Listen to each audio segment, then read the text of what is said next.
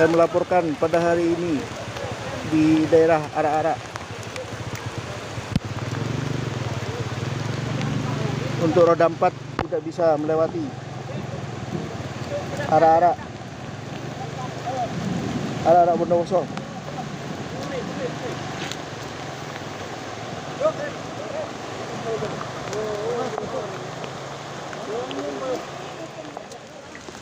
Pohon tumbang di Arak-Arak, guys.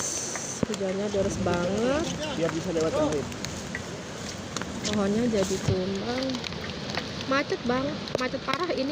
Kondisinya macet parah. Tuh kan. Pohonnya gede banget.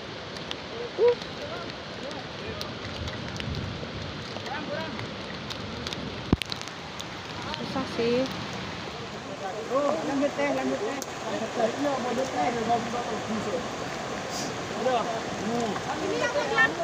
Iya, tar lagi gantian.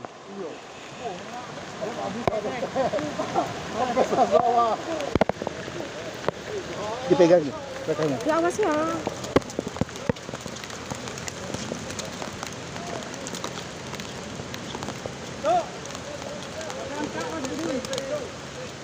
Susah sih.